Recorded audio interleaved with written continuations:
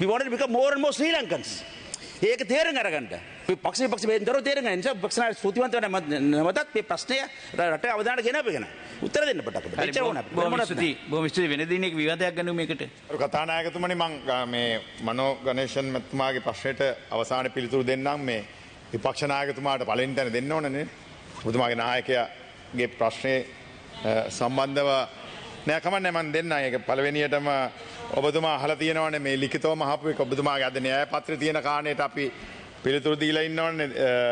ඔබතුමා අහන රසායනික පොහොර ආනයනය තහනම් කිරීම මගින් රජයේ කොපමණ මුදලක් ඉතිරි කරගෙන නැද්ද කියන එකට 2022 5:30 වන දින රජය මගින් රසායනික පොහොර ආනයනය තහනම් කරන ලදී.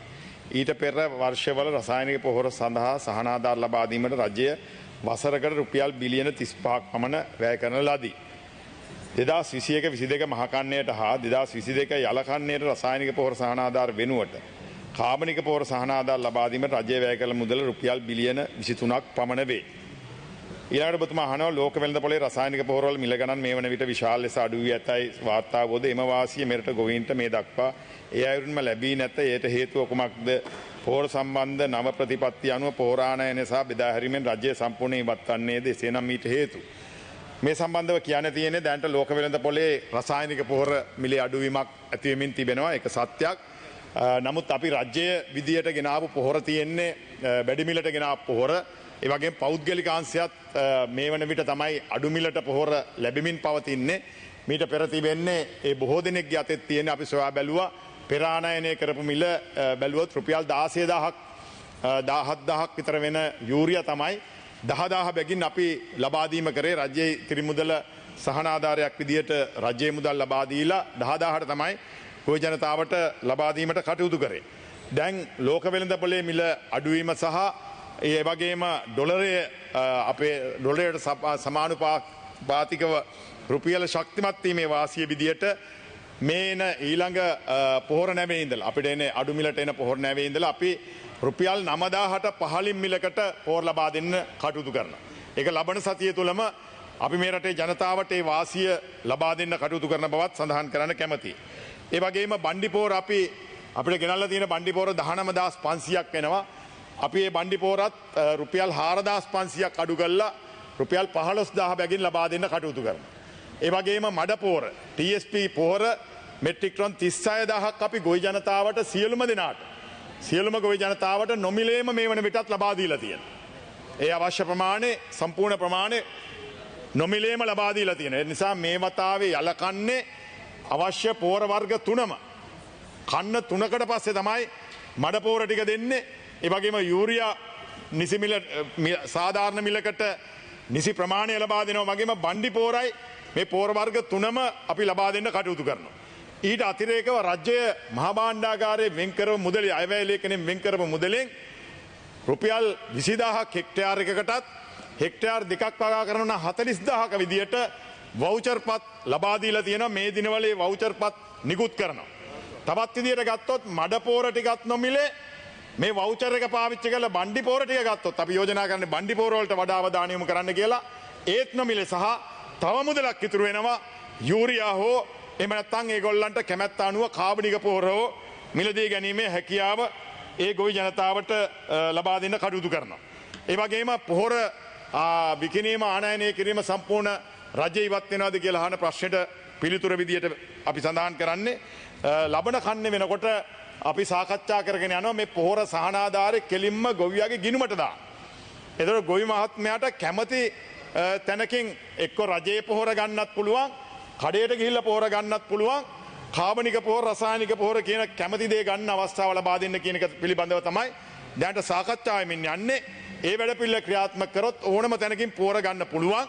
හැබැයි අපි රජය සම්පූර්ණ මේකෙන් අයින් වෙන්නේ නැහැ. මොකද එහෙම අයින් වුණු ගමන් පෞද්ගලික අංශයේ හිතු මතයට මේ පොහොර මිල වැඩි කරන නිසාවෙන් අපි රාජ්‍යාංශයත් පොහොර ඇණවුම් කරනවා. දැනටමත් මෙට්‍රික් ටන් 25000ක පොහොර මිලදී ගැනීම සඳහා ටෙන්ඩර් පත් නිකුත් කරලා තියෙනවා.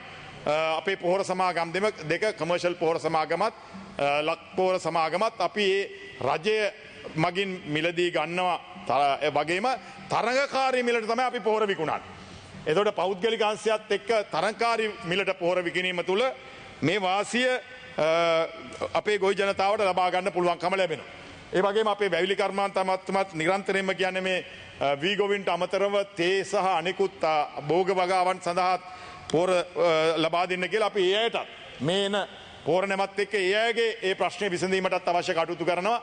ඒ වගේම දැනටමත් අපේ කමර්ෂල් පොහොර සමාගමත් ලක් පොහොර සමාගමත් දෙකම මිශ්‍ර පොහොර සියල්ලම සකස් කරලා තියෙනවා. මීට පෙර පැවති මිලට වඩා භාගයකටත් අඩුවෙන් ලබා දෙන්න. තේ වලටත් රබර් වලට පොල් වලට අලවලට එළවලු වලට කෙසෙල් වලට වෙන වෙනම පොහොර අපි සකස් කරලා තියෙනවා.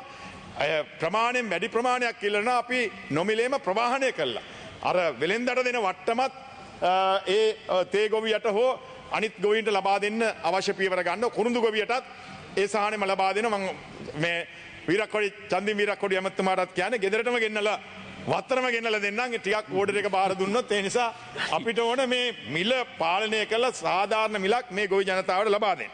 ඒ වගේම මනෝ ගණේෂන් මැතිතුමා කියපු කාරණය සම්බන්ධව ජනාධිපතිතුමා ඔබතුමා අරන් දෙනවා. අපි කතානායකතුමාලා ප්‍රදේශයේ මට නොදුන්නට කමන්නේ අපේ මේ අර තෙල් ටික ප්‍රවාහනය කරන්න අවශ්‍ය කරන ප්‍රවාහන ගෙවන්න. අනිවාර්යයෙන් මේ ප්‍රදේශයටම අපි පෝර ටික ලබා දෙන්නම් ඔබතුමාලා මේ ප්‍රදේශයටත් හැම තැනකටම. මොකද අපිටත් ඕන ගරු කතානායකතුමනි මේක රාජ්‍ය පාඩු ගන්නෙත් නැතුව පෞද්ගලික අංශයට අනිසි ලාභයක් ගන්න බැරි විදියට අපි ක්‍රියාත්මක වෙනවා. ඊට පස්සේ අපි ආණ්ඩුව නඩත්තු කරන ආයතන තියාගන්න බලාපොරොත්තු වෙන්නේ නැහැ. ඒව වඩා ඵලදායි විදියට පාඩුත් නොවි ජනතාවට සේවයක් කරන ආයතන බවට පත් කරන්න අපේ අවශ්‍යතාවය තියෙනවා. ඒ වගේම මනෝ ගණේෂන් මැතිතුමා ඉඩම් සම්බන්ධව ප්‍රශ්නයක් ඇහුවා. අගමැතිතුමා ගරු ඇමතුමා කණංකේ ගොවි ජන සේවා මධ්‍යස්ථානයට චීනෙන් ලැබුණු නොමිලේ ලැබුණු තෙල් ටික තවම ගියේ නැහැ ප්‍රවාහන වියදම් ගෙවීමට දෙපාර්තමේන්තුවට මුදල් නැති නිසා. නෑ මම පිළිගන්නවා ගරු කතානායකතුමනි. නෑ ගරු කතානායකතුමනි මම පිළිගන්නවා සමහර තැන්වල මේ අඩුපාඩුව සිද්ධ වෙලා තියෙනවා. හැබැයි 100%ක් නෑ අපිට තෙල් ලබා දීමේ අපි ගේ වතාවේ පෝර සානාධාරය වෙනුවෙන් රුපියල් 20000 බැගින් 40000ක් වෙනම දුන්නා කාබනික පොහොර වලට. ඊට අමතරව රුපියල් 10000 ගානේ වවුචර් පත් අපි ලබා දුන්නා. ඊටත් අමතරව වවුචර් පත් නෙමෙයි ගිණුමටම යවුවා. රුපියල් 10000 බැගින් හෙක්ටාරයකට 20000ක්. විශාල මුදලක් යවුවා. ඒ ඔක්කොම අපි මේ වෙනකොට ගිහිල්ලා තියෙනවා. ඒ වගේම ඊට අමතරව ඉන්ධන සහනාධාරයක් ලබා දුන්නා. හැබැයි මේ වයිදී එක වැරද්දක් වෙලා තියෙනවා. ගොවි මහත්වරුත් නිවැරදි තොරතුරු ලබා දීලා නැහැ සමහරේ. අනිත් එක තමයි අපේ නිලධාරීන්ගෙත් අඩුපාඩු වෙලා තියෙනවා. මේ නිලධාරීත් සමහර අය දේශපාලන පක්ෂවලට සම්බන්ධ වෙච්ච කණ්ඩායම්. දැනටවත් අපි දන්නවා මේ ගොවි ජන සේවා දෙපාර්තමේන්තුව මගේ අමාත්‍යාංශය යටතේ වුණත් මම පිළිගන්න සිද්ධ වෙලා තියෙනවා. අපි මේ පිළිබඳව සොයා බලනවා. හිතාමතාම රජයේ අපකීර්තියට පත් කිරීම සඳහා මේ අපි දෙන සහනාධාර ඒ ආකාරයෙන්ම ජනතාවට ලබා දෙන නොදෙන නිලධාරීන් ඉන්නවා විවිධ මට්ටම් වල. මේ අය පිළිබඳව අපි සොයා බලනවා. දැනටමත් අපි එහෙම කීප දෙනෙක්ම අවශ්‍ය විනය ක්‍රියාමාර්ග අරගෙන තියෙනවා. ඉදිරියේදීත් අපි ගන්නවා. රජය මොන හොඳ පරමාර්ථයෙන් මේවා ක්‍රියාත්මක කරන්න ගියත් ඒවා ජනතාවට ඒ ආකාරයෙන්ම ලැබෙන්නේ නැති අවස්ථා තියෙනවා. ඒ සඳහා ඔබතුමාලාගෙනුත් අපි ආරාධනා කරනවා සියලු දෙනා මේ පිළිබඳව සොයා බලලා අපිට ඉදිරිපත් කරන්න මේ වගේ තැන් පිළිබඳව අපි අවශ්‍ය පියවර ගන්නවා. ඒ වගේම කොමිසති මන්ත්‍රීතුමා මොකක්ද ඔබතුමා ප්‍රශ්න? ගරු ඇමතුමනි කාරණා දෙකක්. එකක් තමයි 2021 මහා කන්නේ ඔබතුමාලා අඳුරගත්තා ගොවියන්ට වන්දි විදියට රුපියල් බිලියන 41ක් හෝ 46ක් මට ආසන්න විදිහට මතක විදියට අඳුරගෙන තිබුණා. ඒතර ඔබතුමාලා ඒ ගොවි වන්දි ගෙවන්න යම් වැඩපිළිවෙලක් ක්‍රියාත්මක කරනවාද කියන එක පළවෙනි කාරණේ. දෙවෙනි එක ඒ වෙලාවේ මේ කාබනික පොහොර ව්‍යාපෘති රජයේ ආයතනත් කරා. මම දන්නවා LRC එකත් පොහොර ඇදුවා. ඒගොල්ලෝ මෙට්‍රික් ටොන් 3000ක් ගරු කතානායකතුමනි හදලා දැන් ඒ ටික කරගන්න දෙයක් නැතුව ඉන්නවා. අඩුම ගානේ ඔබතුමාලා ඒක මිලදීගෙන හරි නිකන් හරි අරගෙන මේක දිරලා යන්නේ නැතුව අඩුම ගානේ ගොවීන්ට යම් කිසිකට බෙදා දෙන වැඩපිළිවෙලක්වත් ක්‍රියාත්මක කරන්න කියලා මම ඔබතුමාගෙන් ඉල්ලා සිටිනවා. දැන් මේ ප්‍රශ්නෙට බොහෝ කාලයක් ගත වුණා. කතානායකතුමනි ඒ තියෙන පොහොර සම්බන්ධව කුඩා තේවත් සංවර්ධන අධිකාරියට ඔබතුමාලා ඒ තොරතුරු දෙන්න එතුමාලා ඒවා මිලදී ගන්න සූදානමින් ඉන්නවා. ඒ පිළිබඳව ප්‍රශ්නයක් ඇති කරගන්න අවශ්‍ය නැහැ. වන්දි සම්බන්ධව මම කෘෂිකර්ම මාත්‍යවරයා විදියට පත් වුණාට පස්සේ මම හොයලා බැලුවා වන්දි සඳහා කිසිම මුදලක් වෙන් වෙලා තිබුණේ නැහැ. ඒ නිසා අපිට ඒ සම්බන්ධව කටයුතු කිරීමේ හැකියාවක් නැහැ. දැනට අපි සහන ලබා දීමේ වැඩපිළිවෙල මේ රජය මගින් ලබා දීමේ කටයුත්ත තමයි සිදු කරන්නේ. මම මේක අහලා ඉවර වෙනාම උත්තරේ දීලා ඉවරුනාම ලේසි වෙයි. දැන් මනෝ ගණේෂන් මැතිතුමා අහ ප්‍රශ්නයට අගමැතිතුමා ඔව් කිව්වා මටත් කිව්වා. ඒ අනුව මම පක්ෂ නායකයන් සියලුම දෙනාට ලිඛිතවම ආරාධනා කරා මේ වැඩසටහන් වලට සම්බන්ධ වෙන්න කියලා. මම ලිඛිතව සෑම පක්ෂයකම නායකයින්ට ලියලා දැම්මා ලිපියක් යවුවා ආරාධනා කරා මේ වැඩ කටයුතු වලට සම්බන්ධ වෙලා කටයුතු කරන්න කියලා. ඊට අතිරේකව ජනාධිපතිතුමා කිව්වා පාර්ලිමේන්තුවේ මන්ත්‍රීවරු 225 දෙනාටම ප්‍රාදේශීය ලේකම් කොට්ටාස 225ක් බාරගෙන මේ අඩුපාඩු පිළිබඳව සොයා බලන්න, ඒ වගේම සහන දින වැඩ පිළිවෙල වලට සම්බන්ධ වෙන්න, ඒ සියලු කටයුතු අධීක්ෂණය කරන්න කියලා. නමුත් අවාසනාවට මේ දේශපාලනය මං හිතන්නේ අරස් වෙලා වෙන්න ඕනේ. ඒ අය ඒවට සම්බන්ධ වුණේ නැහැ. අද එහෙම සම්බන්ධ වුණා නම් ඔය ඔබතුමාලගේ ප්‍රශ්න විසඳ ගන්න හරි පහසු වෙනවා. දැන් බොහෝ ඉඩම්වල වගා නොකරපු ඉඩම්වල පහුගිය වෙලාවල් වල වගා කරා. ඒක වී වගායම අරගෙන බැලුවොත් ඉතිහාසයේ අවුරුදු ගානකට පස්සේ වැඩිම යල් කන්නේ වගා කරේ ගිය යල් කන්න. එතකොට ගිය මාස් කන්නේ ඒත් ඒ වගේ විශාල ප්‍රමාණයක වෙනදට වැඩිය වගා කරා. පුරන් කුඹුරු වගා කරන්න ගත්තා. මුඩු ඉඩම් වගා කරන්න ගත්තා. ඉතින් තමුන්නාන්සේලා දැන් හරි ඇවිල්ලා. දැන් හරි දේශපාලනයේ ඡන්ද වේලාවකට වෙන් කරගමු. මේ 225 මේ වගකීම් ටික බාර ගන්න. අඩුපාඩු තියෙන තැන පෙන්නලා දෙන්න. සොයලා බලන්න. අපි උදව් කරන්න. අපි අපේ වැරදි නම් අපිට පෙන්නලා දෙන්න. මේ හැමදෙනාම එකතු වුණොත් මේ අහිංසක මිනිසුන්ට මේ සහනය ලබා දෙන්න පුළුවන්. ඒ සඳහා දැන් හරි එකතු වෙලා කටයුතු කරන්න. එතකොට ජනාධිපතිතුමා සම්පූර්ණ බලය ලබා දෙන්න කැමැත්තෙන් ඉන්නේ. මේ ප්‍රශ්නෙට දැන් වැඩි කාලයක් ගත වුණා ගරු මන්ත්‍රීතුමාලා. විපක්ෂ නායකතුමා ඉක්මනට කියන්න. කෘෂිකර්ම ඇමතුමාගෙන් අහන්න කැමති. දැන් ඔබතුමා කිව්වා ඔක්කොම බෙදා හැරියා, ඔක්කොම ලැබෙනවා, නොමිලේ දුන්නා යනාදී වශයෙන්. ඔබතුමා දන්නවා මේ රටට අසූචි පෝර ගෙන්නුවා. අසූචි පෝර නැවේ පෝරවලට ගෙවලා 6.9 million US dollars, 2.5 billion Sri Lankan rupees. ඒක පිළිබඳ ඔඩිට් වාර්තාව ඔබතුමන්ලා මේ සභාවට ලබා දෙන්නෙත් නැහැ. ඒ පෝරත් නැහැ, සල්ලිත් නැහැ. ඒ ගැරන්ටි එක ඉන්කෑෂ් කරෙත් නැහැ. ඔබතුමා පොඩ්ඩක් කියන්න මේ මොකද්ද මේ වුනේ? දැන් පෝර ගැන කතා කරන එකේ අසූචි පෝර වලට මොකද වුනේ? මේ මම අහන්න කැමතියි කවුද මේවා ඉන්කෑෂ් කරේ? ඇමතිද? මේ පාර්ලිමේන්තුවේ මේ ගැන මං හිතන්නේ ඔබතුමා කීවතාවක් 100 වතාවක් විතර ඔබතුමාත් කතා කරන්න ඇති.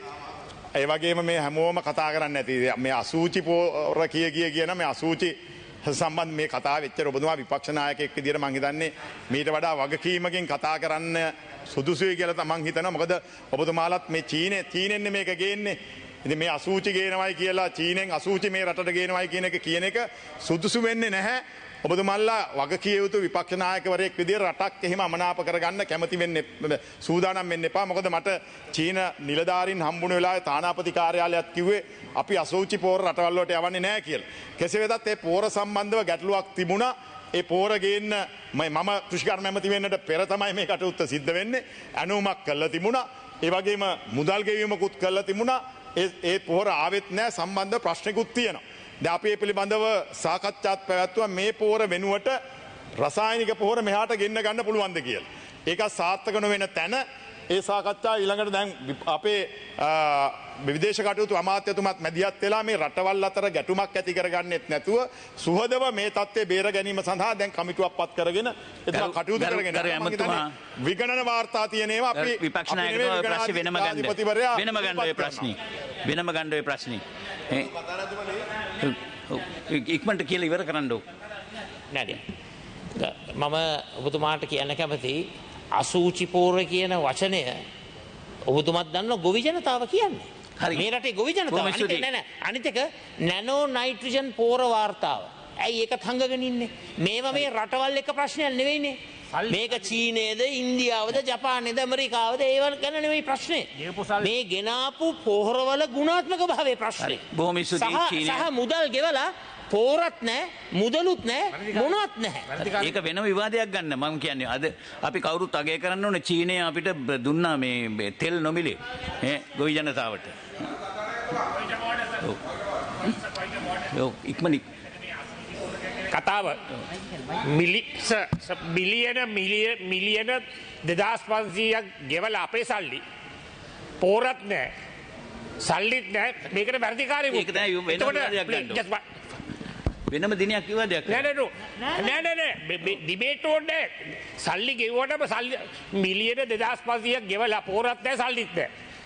ඔබතුමා අපේ අමරීන මෙතුමා ඒ කාලේ කිව්වා ඒ වැරදි කරපුවාට දඩුවම් කරනවා කියලා මගේ ෆෝන් එකේ කතාව තියෙනවා. ඕන්න මට දාලා පෙන්නන්න පුළුවන්. දැන් අවුරුද්දක් එනවා ඔඩිට් වාර්තාවකුත් නැහැ. ඔඩිට් දැන් මේ ප්‍රශ්නෙට පැයකට කිට්ටු කාලයක් ගත වුණා. චන්දිමීර අක්කොඩි මන්ත්‍රීතුමා උතන ඔක නතර කරමුද අපි? අපි ඊළඟ ප්‍රශ්නෙට යන්න.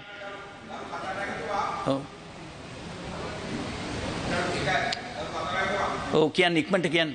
මයි මෙතුමා අපි අමරවීර ඇමතුමා මේකට අදාළ නැහැ. නමුත් ගරු කතානායකතුමනි මේ සම්බන්ධව 5 මිලියන් බෑන්ක් ගැරන්ටි එකක් දීලා තිබුණා. දැන් නැව ආවේ නැති වුණාම මේ චීනෙට අපේ විරුද්ධත්වයකුත් නැහැ, ඉන්දියාවට විරුද්ධත්වයකුත් නැහැ. හැබැයි මේක කොමර්ෂල් ට්‍රාන්සැක්ෂන් එකක්. නැව ආපහු ආවේ නැති වුණාම පර්ෆෝම් කරේ නැති වුණාම ඇයි 5 මිලියන් පර්ෆෝමන්ස් බොන්ඩ් එක එන්කෑෂ් කරේ නැත්තේ? මේ සම්බන්ධව යම් දූෂණයක් යටි ගනුදෙනුවක් තියෙන හින්දා තමයි රජය ඒක කරේ නැත්තේ. ඇයි ඒවට උත්තර දෙන්න? ඔබතුමාගේ සම්බන්ධයක් නැහැ. සම්බන්ධ උදවිය ඇයි අදටත් එලි කරන්නේ නැත්තේ? මෙන්න මේක තමයි අපි ගමට ගියාම මිනිස්සු අහන්නේ. බොහොම ස්තුතියි එමෙතුමා උත්තර දෙනවද? මට මේක ඉවරයක් නෑනේ මන්තුමා. ගරු කතානායකතුමා අවසාන වශයෙන් මේ පෝර සම්බන්ධව කියන්නේ මේ සම්බන්ධව මම කලින් කිව්වා වගේ මේ මම එන්නට පෙර සිදුවෙච්ච දේවල් වුණත් මේ සම්බන්ධව දැන් පරීක්ෂණ කීපයක් යනවා, කමිටු කීපයක් රැස් වෙලා කටයුතු කරගෙන යනවා. ඒ පිළිබඳව සම්පූර්ණ මේ පාර්ලිමේන්තුව අපි දැනුවත් කරනවා. මේ චීන පෝර නැව සම්බන්ධව අපි රාජ්‍ය තාන්ත්‍රික මට්ටමින් කටයුතු කරගෙන යන විදේශ අමාත්‍යතුමා ඒ පිළිබඳව ඉදිරියේදී දැනුවත් කිරීමක් කරයි. අපි නිරන්තරයෙන් මේ හොද මඩේ දාන්න ඕන නෑ. ඒ වගේම නැනෝ පෝර සම්බන්ධව දැන්ට ඒකට සම්බන්ධවත් CID එකේ පරීක්ෂණයක් තියෙනවා. අල්ලස් කොමිසමේ පරීක්ෂණයක් තියෙනවා. මේ සම්බන්ධව ඒ තියෙන වාර්තා අරගෙන විගණන වාර්තා කොහොමදත් වාර්තා කරන්නේ කෝප් එකට වාර්තා කරයි. එතෙන්දී ඒවා විමසා බලන්න පුළුවන්. අපිට ලැබෙන වාර්තා මට ලැබෙන වාර්තා සියල්ලම අපි පාර්ලිමේන්තුවට ඉදිරිපත් කරනවා. අපිට රහසක් රැක ගන්න ඕන කමකුත් නැහැ. කවුරු හරි වැරද්දක් කරලා තියෙනවා නම් ඒ වැරද්දෙන් බේරෙන්න අපිට දෙන්නෙත් නැහැ. දඬුවම් ලබා දෙන්න තියෙනවා නම් ඒ අයට දඬුවම් අනිවාර්යයෙන්ම ලැබේ. බොහොම ස්තුතියි. එමෙතුමා වෛද්‍ය කර්මාන්ත එමෙතුමාට කරු කතානායකතුමනි සභාගත කරනවා වතු යටිතල පහසුකම් මතින් තොරතුරු කිහිපයක් දැන් ලබා දුන්න ඒ සම්බන්ධ තොරතුරු ටික සභාගත කරනවා. බොහොම ස්තුතියි. Honorable Ali Sabri, your ministerial statement. Let us finish this. තත්පරයක් දෙන්න මට තත්පරයක් දෙන්න. There is a condition we will කරු කතානායකතුමනි මට මිනිත්තුවක් 5 minutes have gone for this. මගේ ගරු කතානායකතුමනි වරප්‍රසාද පශ්චාත්කාර රීති ප්‍රශ්නයක් මත මම කතා කරන්නේ. ඊයේ මම පාර්ලිමේන්තුවේ හිටපු නැති වෙලාවේදී අර විදේශ බෙදුම්වාදී බලවේගවල කුලී හේවායෙක් ඉන්නවා මේ පාර්ලිමේන්තුව තුල. රාසමානික්කම් කියලා. එතුමා මේ රටේ මිනිස්සුන්ව ජාතික ප්‍රශ්නය විසඳන්නට හරි අකමැති. එතුමාට ඕනේ මේ ප්‍රශ්නය උඩුදුවාගෙන ගිහිල්ලා හැමදාම දේශපාලනය කරන්න. කවුරු හරි ඒක විසඳන්න උත්සාහ කරනවා නම් ඒකට සම්පූර්ණයෙන්ම විරුද්ධයි. දැන් ඒකට අපි වැඩක් කරනකොට අපේ කීර්තිනාමය විනාශ කරන්න එතුමාගේ ඒ ජාත්‍යන්තර ඒජන්තයෝ බෙදුම්වාදී බලවේගවල මිනිස්සු උපදෙස් දෙනවා. එතුමා කුලී හේවායෙක්. එතුමා එල්ල එතකොට කහිනවා. ඊයේත් කැස්සා. එතුමාට මම කියන්නට ඕන ඊයේ කියලා තියෙනවා අද පත්තරවලත් තියෙනවා මම දුන්නලු හිටපු ජනාධිපති ගෝඨාභය රාජපක්ෂ මහත්මයාට නිවසක් රජයට අවුත්. එහෙම නිවසක් දෙන්න පුළුවන්ද මට? මං කවුද නිවස් දෙන්න? මම කවදාවත් මම මේ රස්සාවක් හැටියට දේශපාලනය තෝරගෙන ආපු මිනිහෙක් නෙවෙයි. මම අමාරුවෙන් හදාගත්ත ටැක්ස් ගෙවලා හදපු ගෙයක් තියෙනවා. ඒ ගෙදර මං ජීවත් වෙනවා. එක දිනයක්වත් මම රජයේ නිවස්වල ජීවත් වෙලා නැහැ. මම කවදාවත් රජයේ නිවස්වල ජීවත් වෙලා නැහැ. සමහර වෙලාවට පිටරටින් එන නිලධාරීන් තානාපති නිලධාරීන්වට ආගන්තුක සත්කාර කිරීම සඳහා සහ අනිකුත් අවශ්‍යතාවයන් සඳහා හිටපු විදේශ අමාත්‍ය කරු GL පීරිස් මැතිතුමා හිටපු නිවසේ විතරයි මං ඉඳලා තියෙන්නේ. එතකොට මම හිටපු නිවසක් කාටවත් දීලත් නැහැ. එම දෙන්න හැකියාවකුත් නැහැ. මේ පාර්ලිමේන්තු වරප්‍රසාද වලට යටත් වෙලා මේ වගේ තුට්ටු දෙකේ කතා කියන්න හැකියාවක් නැහැ. හැම මිනිහටම යම් කිසි ඩිග්නිටි එකක් තියෙනවා. Just because you get some instruction from your operators in other countries who are operating with an agenda to divide Sri Lanka, revive separatism and mislead another generation of the Sri Lankans who have lost everything in this country, this is not fair to use this privileges of this parliament to do so. Particularly someone who had contested this parliament election under Mr. Mahinda Rajapaksha's government, under the government of Mr. Rajapaksha, where Mr. Gotabaya Rajapaksa was the defense secretary who led the operation against the LTTE, who brought peace to this country, he can't misuse the floor here. So therefore, I'm saying I'm dismayed. My father used to tell me, those days, quoting Winston Churchill, දෙපැත්තේ බුරණ බල්ලන්ට නැවතිලා ගල් ගහන්න ගියොත් කවදාවත් තමන්ගේ මේ ගමන යන්න බෑ කියලා. එහෙනම් මම ඊට පස්සේ මේ බුරණ බල්ලන්ට ගල් ගහන්න යන්නේ නැහැ. නමුත් මේ සත්‍ය తත්වය හෙලිකරව් කරන්නට ඕන. මොන මේ වගේ බොරු කියන්න ඔකනවා තියෙන හැකියාව? කවුද ලයිසන් දීලා තියෙන්නේ? කවුද මේගොල්ලන්ට ලයිසන් දීලා තියෙන්නේ? මම කවුද? මට පුළුවන් ද රජයේ නිවස් කාට හරි දෙන්න? ඒක අහලා බලන්නට ඕනේ ඒක ලබා දීපු අයගේ. කියන එක පිළිබඳව මගේ සම්පූර්ණ විරුද්ධත්වය ප්‍රකාශ කරමින් මම නවතිනවා. මම එකක් කියන්නට ඕන. අපේ ගමන අපි යනවා. මේ රටේ මිනිස්සු තුළ සාමය සමගිය ඇති කිරීම සඳහා කරන්න පුළුවන් හැමදේම අපි කරනවා. ඔය බෙදුම්වාදී බලවේගවල ඒජන්තවරුන්ට කරන මේ බොරු අපහාස මස්තෙක් අපි නවතින්නේ නැහැ කියන එක ඒ මන්ත්‍රීවරයාට මම ප්‍රකාශ කර සිටිනවා. Honorable GG Ponnambalam, you can proceed with your privilege matter, please. Let us stop that. No, that we'll take another debate. We will go for another debate, my dear. No. Yeah. No. You can raise like this here, and then now you have taken 45 minutes for this. You go ahead with your statement. Mr. Ponnambalam. Yeah. On the 2nd of June, at around. You have given enough time. Right. No, please. Party leaders can't play hell here. That we must understand. Right? මොකද්ද බුදුමයි ප්‍රශ්නේ කියන්නේ ඉක්මනට එහෙනම්. විනාඩියක් දෙන්නකෝ. හරි. දැන් සූතිවන්ත වෙන මහින්ද අපරවර එතුමාට අර දැන් අපේ වර්තමාන ජනාධිපතිතුමා අගමැතිවරු එන්නකොට එතුමා කඳවපු සාකච්ඡාවලට මම සහභාගී වුණා. අපේ මන්ත්‍රීවරු කනවන සහභාගී වුණා. නමුත් එතනට මොකද දුන්නේ නැති නිසා තමයි ආවේ නැත්තේ. ඉතින් මේ පක්ෂේ ભેදයක් නැහැ අපිට. දේශපාලන බාධාවකුත් නැහැ. ඔදදේ අර්ධිය කරනවා නම් ඉන්න තැන ඉඳගෙන උදව් කරනවා අපි. ප්‍රශ්නයක් නැහැ. එච්චර කියන්න ඕනේ. ඒ පිටියම සද්භාවයෙන් කියන්නේ. Honorable Ponnambalam, you go ahead with your briefing. Rubbish. On the 2nd of June at around 3:10 p.m., I attended a small gathering comprising of about 25 persons. The gathering was organized by the Eastern Boys Sports Club at the Maradangani public playground. The gathering was held under a tree and no loudspeakers or similar devices to amplify sound was used, as the gathering was merely to serve the constituents of my capacity as a member of parliament and not a propaganda meeting. Within about 10 minutes of the gathering commencing, 2 individuals arrived at the event on a motorbike. They parked near the tree we were gathered under. After they alighted from the motorbike, they stood behind where I was seated without joining the gathering. At this point, since I, as a matter of policy, have not taken any personal security from the Ministerial Security Division or the police in general, my research officer approached the 2 individuals and inquired as to what their purpose was. Since the 2 individuals had not given a satisfactory answer, and since my research officer suspected one individual of having a possible concealed weapon, he requested the 2 to establish their identity if they were to continue to remain in the vicinity of a non-public meeting. At this point, both individuals initially refused to produce any form of identification, but instead stated that they were police intelligence officers.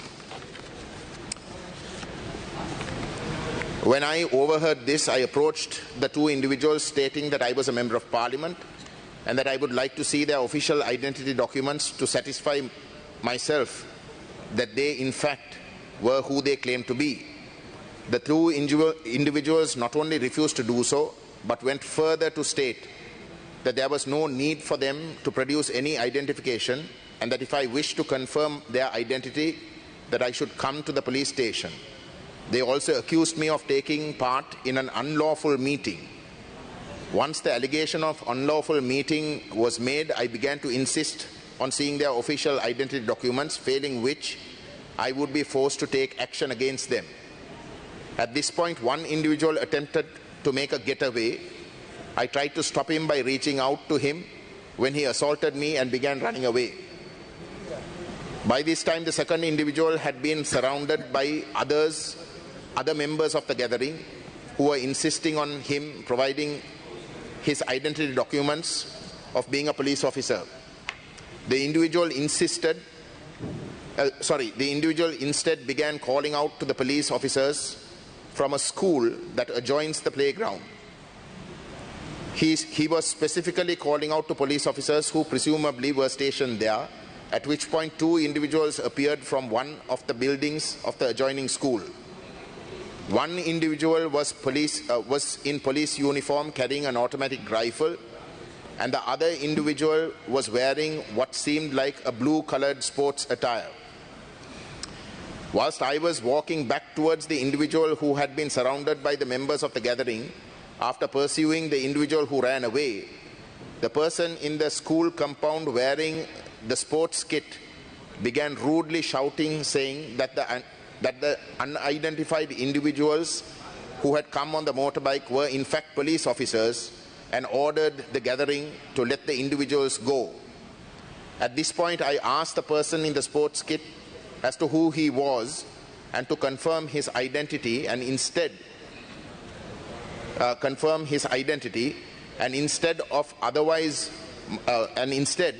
if not, mind his own business, as he had no authority to get involved in what was happening in the playground.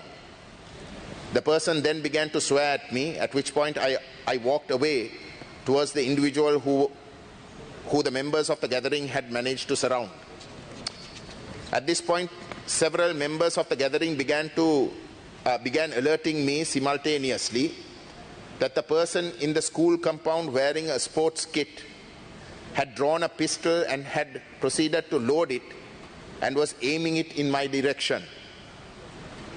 There was some commotion for a few minutes, at which point a police vehicle began to enter the playground. A uniformed officer alighted from the vehicle and immediately began to shout out, saying that the persons who had come on the motorbike were police officers and that we had no business restraining them, and ordered us to let them go. I then approached the officer in uniform, who subsequently identified himself as S.I. Jayatissa, acting OIC of the Mardangani police. I then proceeded to explain to the SI the events that had transpired. The SI then proceeded to order the surrounded individual to show his police ID. The SI thereafter apologized to me and asked me to forget the matter. I refused to do so and pointed out that not only were my rights violated, but also officers had breached my parliamentary privileges and had committed parliamentary privileges had been committed by the Mardangani police. I also told him that I wished to also know the identity of the individual who had run away and the individual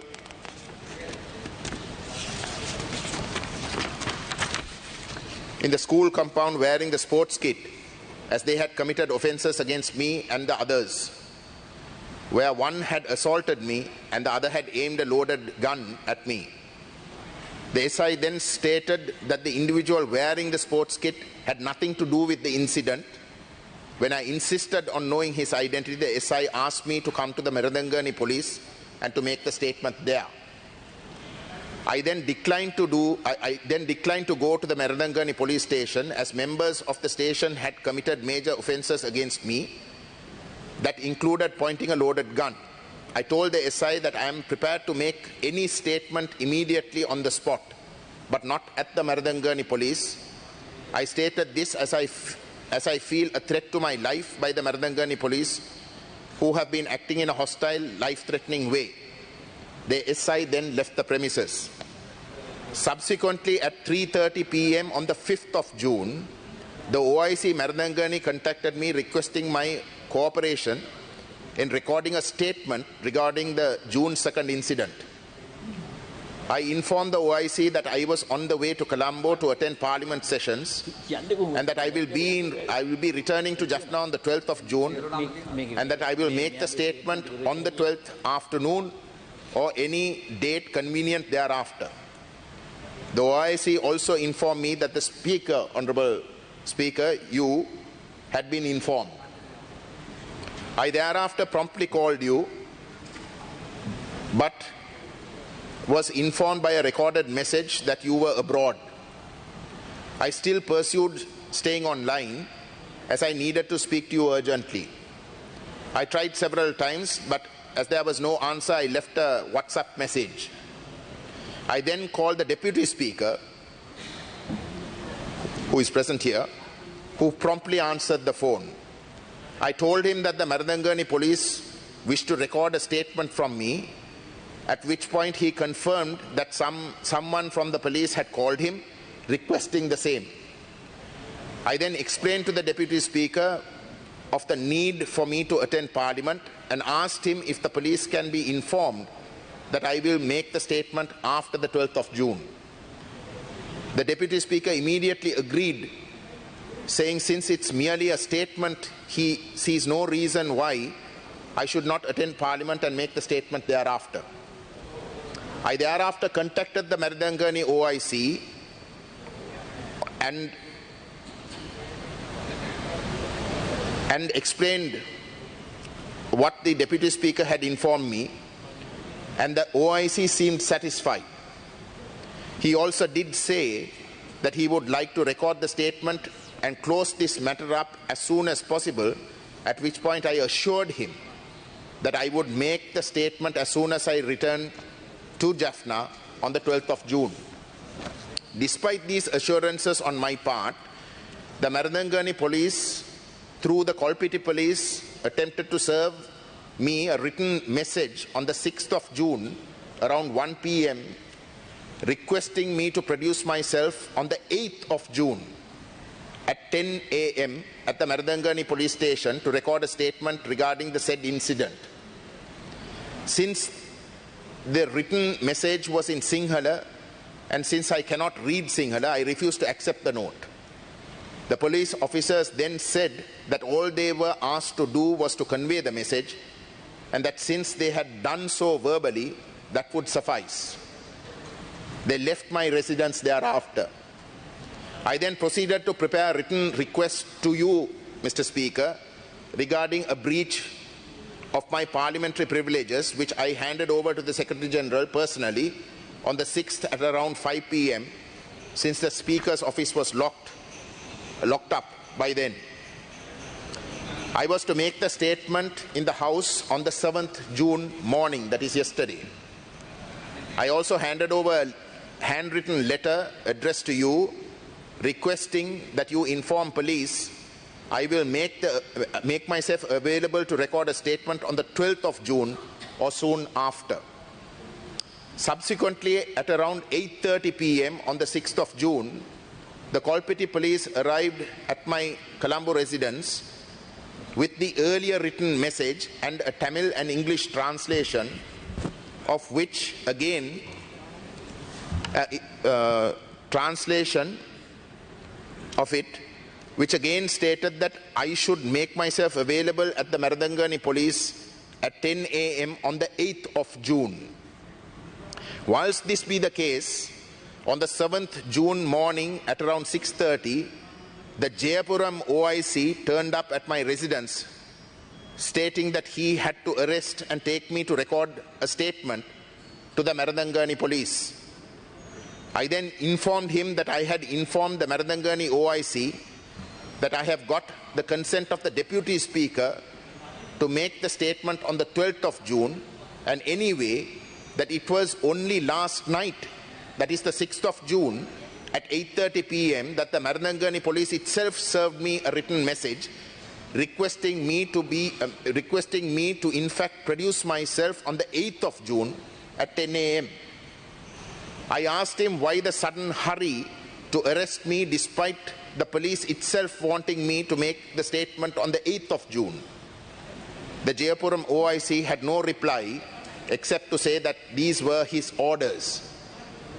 I promptly contacted you, Mr. Speaker, and explained the situation and requested that you inform the police that the statement can be recorded on the 12th June, and you agreed to do so.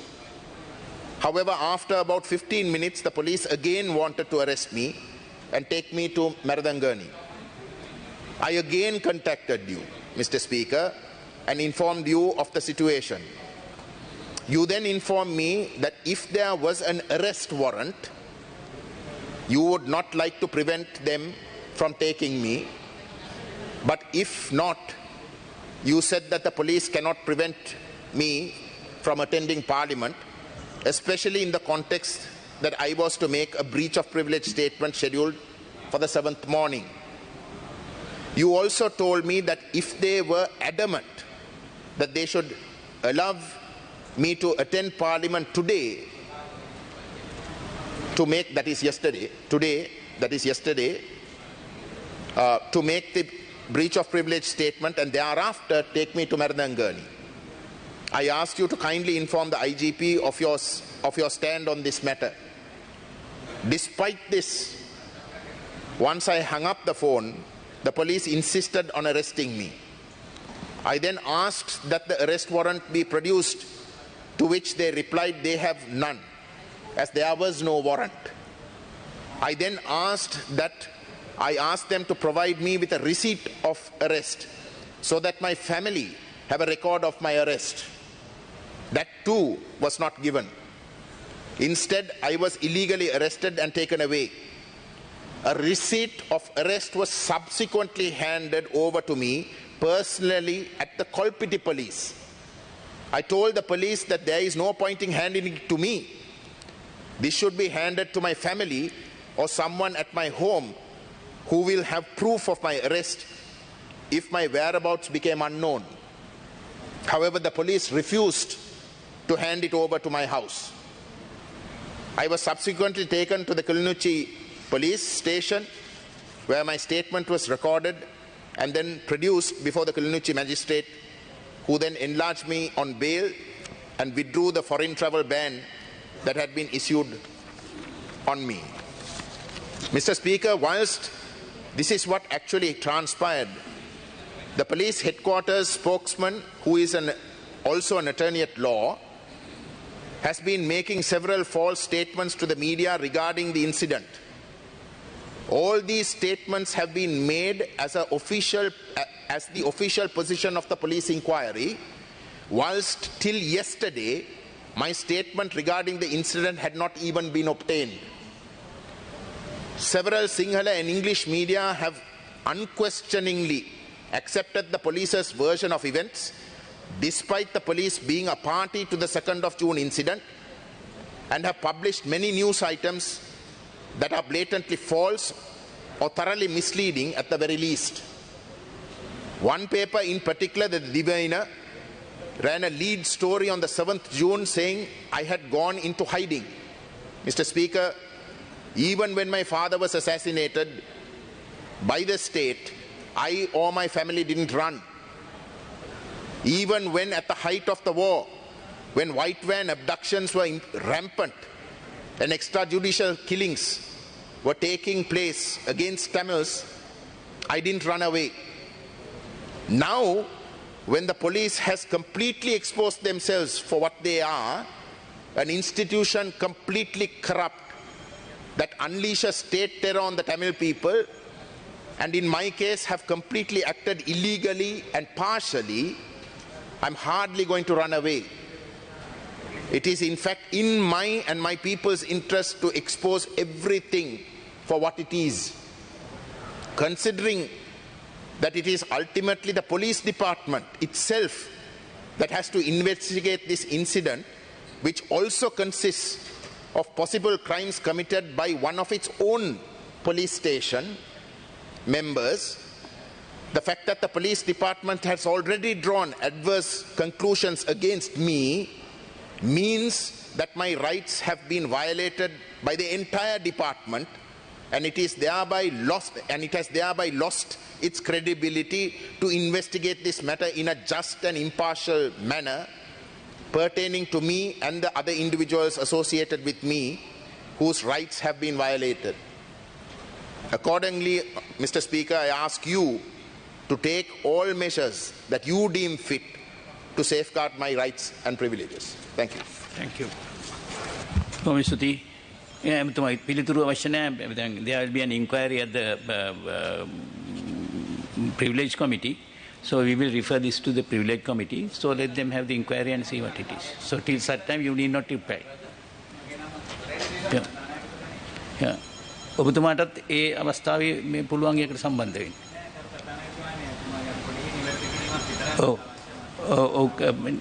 එතුමා මට කතා කරාට පස්සේ මම එතුමාට මේ කියන්නේ පොලිසියේ සහකාර පොලිස් අධිකාරිතුමා මට කතා කළා සිද්ධිය ගිහින් දැනුම් දුන්නා. ඊට පස්සේ එතුමාගේ ඉල්ලීමක් වුණේ එතුමාගේ ප්‍රකාශයක් ගන්න ඕන කියලා. ඊට පස්සේ මම කිව්වේ නම් නියෝජ්‍ය පොලිස්පතිවරයා හරහා කතානායකතුමාට දැනුම් දෙන්න කියලා. මම ඒ බව අපේ මහ ලේකම්තුමියටත් දැනුම් දුන්නා. ඊට අමතරව 12 වෙනිදාට බාර වෙන්නේ කියලා මම කිව්වේ නැහැ. මම කිව්වේ ප්‍රකාශයක් දීලා තියෙනම් කරුණාකරලා ඒ ප්‍රකාශය දෙන්න යන්න කියලා. ඒ කාරණා ප්‍රිවිලේජ් ඒ වගේම මම කිව්වා ඔබතුමා නීතිඥයෙක් නේ. ඒ නිසා මට වඩා හොඳට නීතිය දන්නවා ඒකට මුණ දෙන්න කියලා. ප්‍රිවිලේජ් කමිටියකදී ඒ කාරණා මතු කරන්න පුළුවන්. බොහොම ස්තුතියි. ප්‍රධාන වැඩ කටයුතු ආරම්භයේ දිනට නියමිත කටයුතු. ගරු කතානායකතුමනි, අද දින න්‍යායපත්‍රයේ විෂයාංක 1 අනුමැතිය සඳහා ඉදිරිපත් නොකරන අතර 2, 3 සහ 4 දක්වා විෂයන් අද දින අනුමැතිය සඳහා ඉදිරිපත් කරන බව දන්නවා. යෝවාදී. රංජිත් සිංහ බලාපිටිය. ගරු කතානායකතුමනි, අද දින Deputy Speaker will න්‍යායපත්‍රයේ take the chair now. Deputy Speaker will take the chair now.